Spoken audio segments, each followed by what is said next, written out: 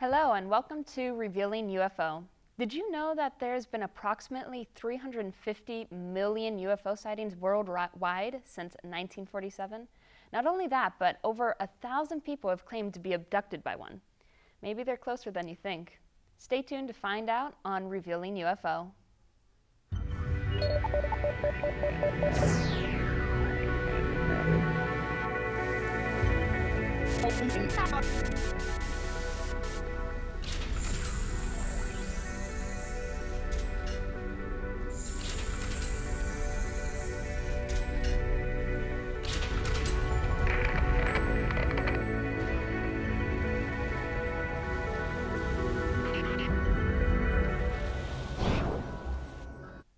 Hello, and welcome to the show. I'm your host, Taylor Hill, and on today's show, we will be diving deep into the mysteries that revolve around UFOs and the company they may keep. Now, I have two wonderful guests with me today who will be giving us their thoughts and knowledge on this specific topic. I'd like to introduce our first guest. He has been on numerous shows due to his countless hours of research as well as his own personal experiences. I'd like to welcome Dave Aaron. Well, Hi, thank Dave. you, Taylor. It's a pleasure to be here on KVCR here in San Bernardino, California. Perfect. I'm so happy you're welcome on our show today. And also, I'd like to introduce our second and final guest. He's not only a longtime UFO enthusiast, but he was also a leading researcher to disprove the alien autopsy. Mark Center, everybody. Hi. Nice to have you on the show. Thanks for inviting me.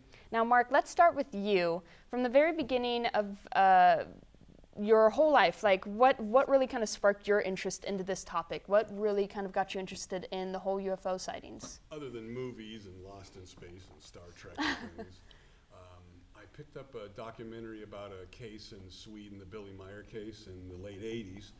And through that, I started buying magazines, and I saw his ad for the audio-video clearinghouse and wrote to him and started buying stuff from him, trading stuff, and it happened I moved down to Southern California an hour from where he lives. Oh, perfect. So you guys already know each other because of your previous work experience. Yeah, for 30 years Yeah. or so. Yeah, we talk a lot Oh, about this awesome. crazy subject.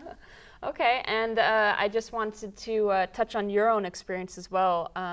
You and I have already talked already about your childhood experience. 1964, the Beatles just Well, took I Ed wasn't Sullivan's a child. I stage. was 21 years old. 21, actually. My mistake. I'm much older than I look. I'm actually 73 years old.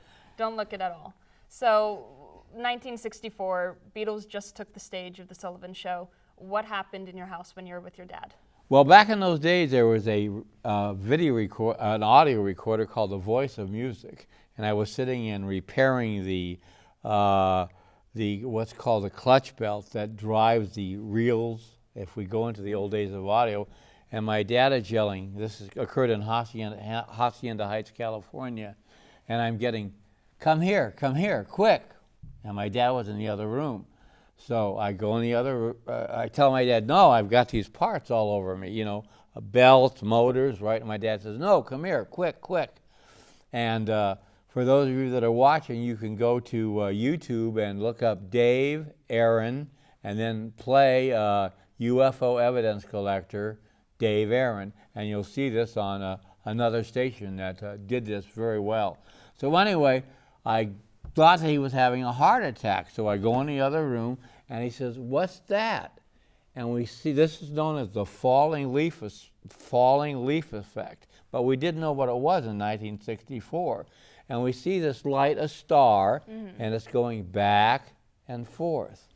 But also it didn't blink, and it didn't pulse. It got brighter, dimmer, brighter, dimmer.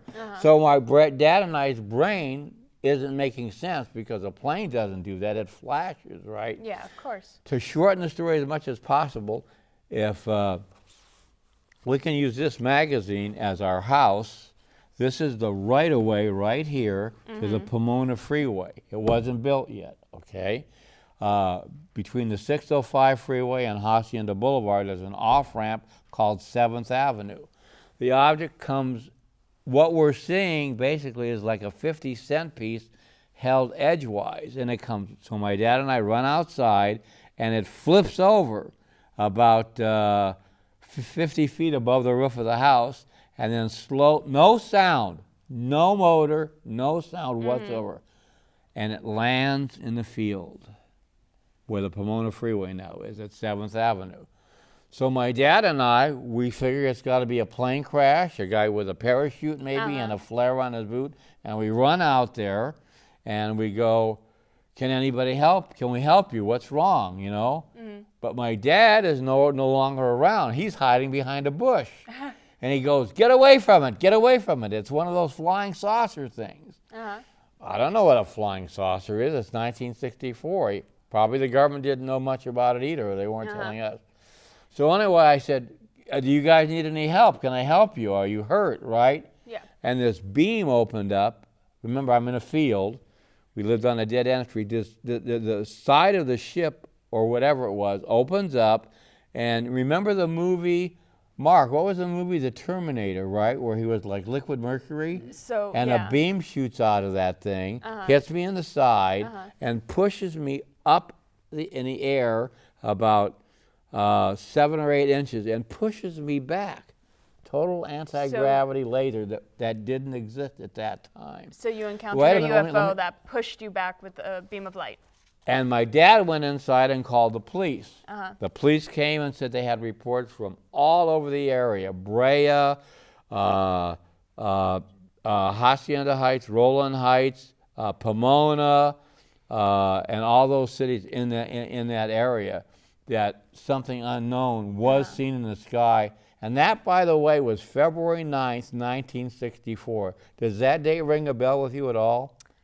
That was a date, probably before you were born, but that was the date that the Beatles first appeared on the Ed Sullivan Show. So they back said, to the cops. So the police came, and anyway, they said in 30 days you can come and look at the police report. I went and looked at the police report 30 days later, and they told me that the object my father and I must have seen that night, must have been a helicopter.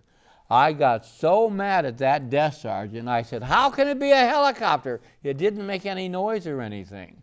And the rest is history. The home video recorder came out, and I started collecting UFO footage. Now, your story, of course, is just one of a lifetime. I mean, that's what an experience. But for people who aren't obviously too involved or familiar with any UFO-related terms or any scientific facts on that point, can you guys dive into just the close encounters 1 through 5, and maybe just say it as layman's terms to explain what a close encounter is on the different levels that it may contain, and maybe explain what level you might have kind of experienced that night? Right. As time goes on and there were more and more UFO sightings, it was Dr. J. Allen Hynek that developed the saying Close Encounters of the Third Kind, which is where the title of the movie came from. But a close encounter of the first kind is a nocturnal light that's not a helicopter, not a blimp, not an airplane. So that's a close encounter of the first kind. All right. You want to take a close encounter of the second kind, Mark? He basically had a first, because he saw a light in the sky that's, well, we've never seen anything like this exactly. But his also jumps to something where he's not necessarily touched by a being, but he does interact with something, because it pushed him back, right? Yeah. So would that be a fourth or a fifth? Because nothing touched you like this. That would be that would be a close encounter of the second kind, a grounded object that doesn't transform to any known flying craft, helicopter, blimp, autogyro, 747, and of course the 380 Airbus wasn't around and wouldn't land in a field in Hacienda Heights. And then the third one is when you see something, entities, running around the craft. Right. Running around a craft. And a fourth? A close encounter of the fourth. Wait a minute. A close encounter of the third kind. We're wrong. A close encounter of the third kind is a landed craft. That's a close encounter of the third kind. Okay. You know the fourth kind? A fourth is interaction or seeing something, a little dude walking around. Well, I don't know about dude, but No. we think of them as ETs or the word EBE, Mark. Are you familiar with the word EBE? Yes. It stands for extra biological Right. entity. And then the last one is you're taken for a joyride. That's right. That's called a close encounter of the fifth kind. And you know, we laugh at it, but this is so serious, Mark. 72 years since they were called Foo Fighters during World War II. And here we are on May 11th, 2014. And although there's been many television programs, hundreds and hundreds and hundreds and hundreds of books on the subjects. UFO abductions, UFO the Roswell case, UFOs and scientists, UFOs and crashes, UFOs and ancient aliens, UFOs and extraterrestrial contact, and UFOs and Mars, and UFOs and open mind. And boy, I say with 5 cameras, I didn't know which one to go to. I hope they got that. Okay, well, since you've already been touching on the subject of more current times, since we're in 2016 right now, a question posed for both of you. Since we have all this technology around us, cameras galore, everyone on social media, why haven't we seen more proof or videos of flying saucers or UFOs or any other Well, why are you things? starting off negative? Why are you saying what we haven't seen? We have seen. Okay. So you didn't do your homework, obviously. What's the probability that those, since we have the technology, that those are not actually fake created ones from people compared to, obviously, back a couple years ago, you had a better chance of finding a real video, but now that everyone is on the internet and has the capability of creating false UFOs videos, how do you pick out the real ones from the fake ones? The person to answer that is Mark, because Mark was my computer expert at our So, UFO clinic. you know, hang on, Mark, hang on. Mark was our computer expert. When it comes to computers, broken, whatever, Mark is the man to call. Plus, Mark can do more special effects with computers and look at a real UFO case compared to one that's fake, so he'd be better off answering that than I would. So Tech-savvy Mark. from the 40s, 50s, 60s, 70s, 80s, I suppose, if it was a still, a video, film, unless it was an out-and-out hoax, you know, that you could prove, you would give it a little more credence because it was harder to do, right? Yeah, like something taken with a Brownie camera, for an example. Is very So hard to- nowadays, one of the issues that I have is that if we have a certain amount of lenses in the world in the 40s, 50s, 60s, 70s, and 80s, and we have X amount of photos and videos and such, now we have billions of lenses in the world, and we have a lot of cameras for hunters that are strapped onto trees. We have them in the front of cars that catch meteors in Russia. They're on all the street corners and things, right? Mm-hmm. So just by the sheer volume, if we have this much from the 40s to the 70s based on that many lenses, shouldn't we have a whole lot more from the 90s, let's say, or even 2000? Yeah. Because we all have phones, we all have HD cameras, and we're just not seeing the amount that we should see. Wait a minute. As we're all outside. I got to interrupt you, Mark. I'm sorry. But, you know, you've got, what, a billion cell phones with built-in camcorders right now, or video cameras in the world right now. Is that a good guess, about a billion? And on street corners and buildings and planes and everywhere else. Right. So you can't tell me that every single shot taken by a iPhone or a cell phone can be fake. You only need one. You only need one UFO piece of footage. It's not up to us to prove it. It's up to the claimant to Yeah, prove but it. you're sitting and saying that there's no Bigfoot pictures because people and hunters set up trip cameras in the middle of the forest, and you'll get a bear, or you'll get a cougar, or a mountain lion, or a deer. Sure, but you're saying there's no Bigfoot, but you also don't have. not. But you don't have. Wait a minute. You don't have a population of 2 or 3 or 20 million people living in the forest. Where in the city you do have thousands of people millions Again, of people with ba- cell phones. He's Based- simply based pointing on- out that with the increase of cameras that we have nowadays, there should be an increase of videos of UFOs. Or at least the same. Or a least the correlation. same. Of There some- is. Wait a minute. No, there's wait not. a minute. There The is not. problem. Look, I'm not going to sit there and argue with you on television. The problem here, Mark, is that we live in a technology world. You can fake. What's the program called where you can take a video and add trees to it and they all look the same? You can do special effects in any home computer now.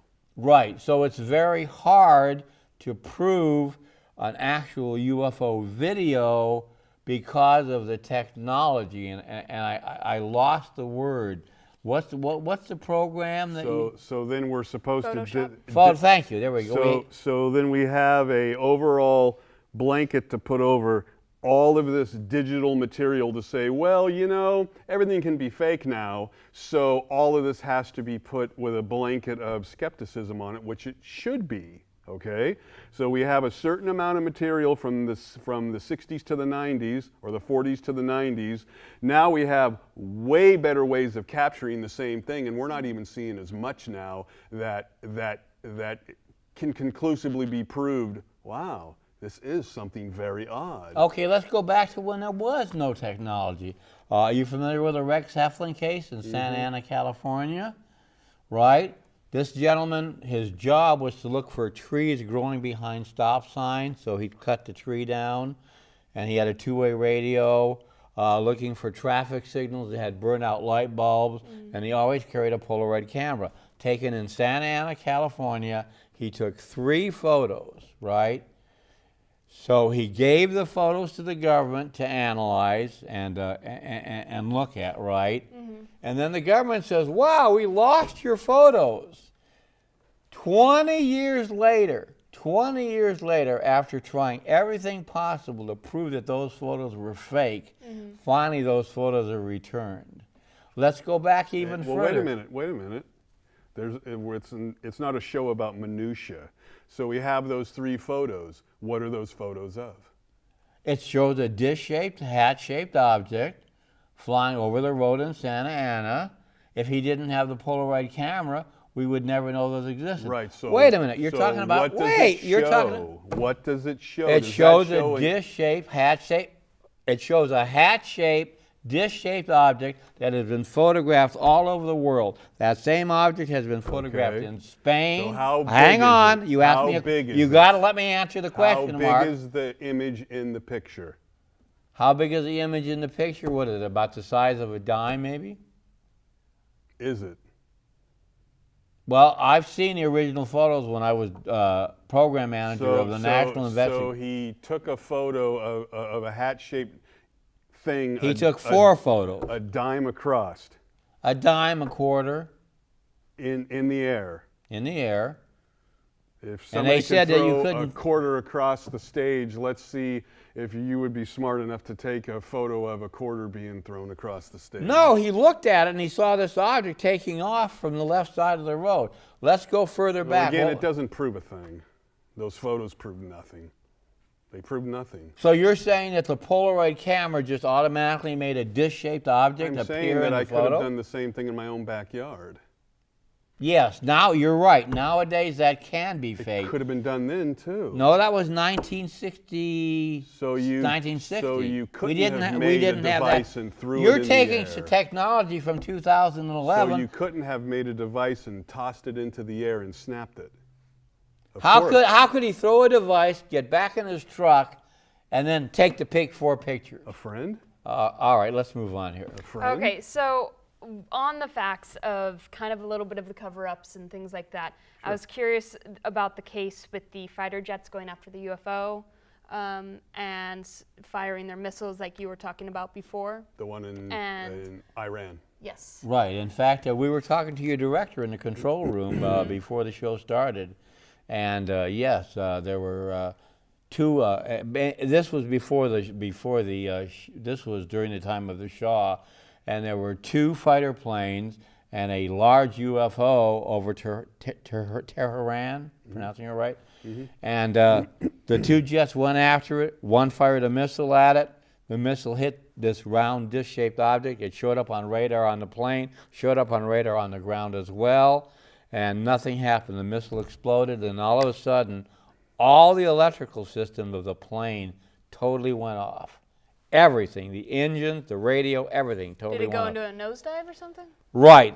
But as soon as it got within a distance, a mile or 2 miles away from the object, everything came back on. It landed. But that's not the problem. The problem is that the United States government rushed CIA, Central Intelligence Agency, or NSA, National Security Administration people there to say, classify this top secret, and it wasn't released until 5 years or 6 years later. Do I have the year about right, Mark?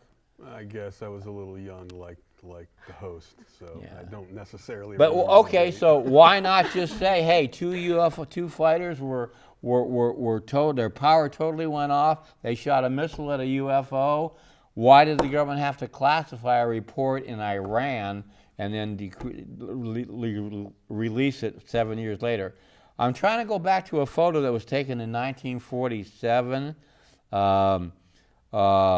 Rex Heflin, before Rex Heflin, do you remember the name of the? It shows the telephone. The one in Oregon. Yeah, right. McMillanville, Oregon. Right. Yeah. Okay. Okay. Analyzed, overanalyzed, and analyzed. Taken with a little brownie camera. Guys in the farm, McMinnville, Oregon. Right. To this day, they have tried every single thing. String, wire, it shows a telephone pole, a wire, and this disc object, right? I think he took 2 photos. Yes, I he did. could be wrong. Maybe he took 3. But anyway, the government had tried. See, what the government wants to do here, ladies and gentlemen, is the government wants to make you look like a bad person. You're a drunk, you had an affair, you did drugs, you drove 100 miles an hour where the speed limit was only 55. So whenever you would see a UFO, the first thing the government would do would try to make you look like a person of low character. But this McMinnville case was totally unsolvable. Let's go back to the Lonnie Zamora case. Again, it doesn't tell you what's in the photo. That's exactly why they call it a UFO, unidentified flying object. Exactly. They don't call it an unidentified. I could do the same thing with my wife in a field. But you're 2011, Mark. With That a picture was. camera and a model. I could have done the exact same thing with a camera and a model. Exactly the same thing. So if Wait a minute. What about the analyzation and the triangulation that the government did with the photo? Yeah, there was something there. I could have done the exact same thing with me and the host in the back 40. Okay, I'm going to throw it up there and let's take some shots. It doesn't mean it doesn't exist in the photo. So where do you specifically stand, since you seem to be a little bit more skeptical on this topic, and yet you're an enthusiast? Where do you kind of stand on this? Well, for the people who are watching this, if you want to watch what I consider the best made-for-TV research program ever made, it's from the Discovery Station, the UFOs over Illinois from Also, 2000. that's also on the internet, by the way. And it's the best inexplicable thing I've ever seen, where 5 different police departments saw this and filmed it, or they took a photo of it and phoned it in, radioed it in, and they actually allowed these cops were allowed to appear on the show, which is very rare because they don't want to do that. I mean, they don't want their police involved in this kind of stuff.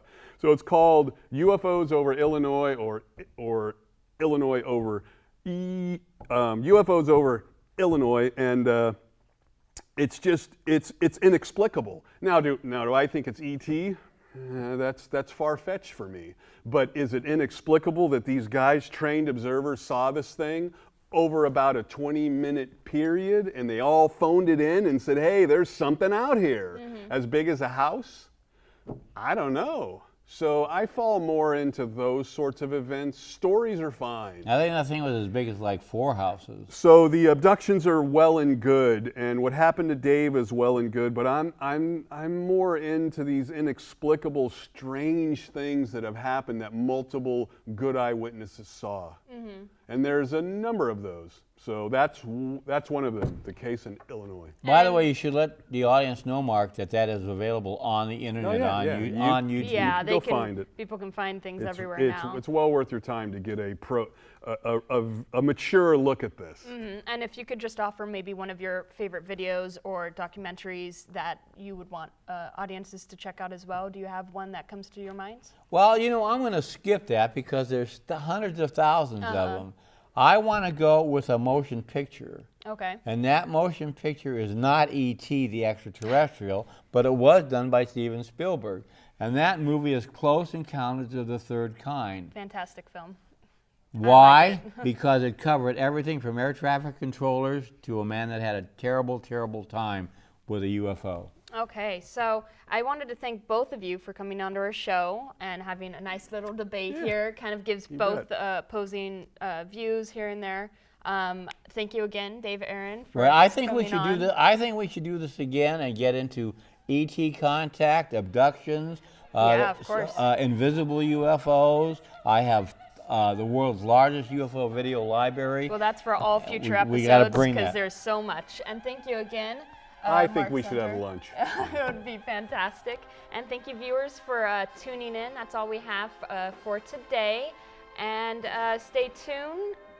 Thanks to my guests again, and have a great, wonderful day. Keep your eyes out for flying saucers. No, watch the ground because they're landing Or now. the grounder.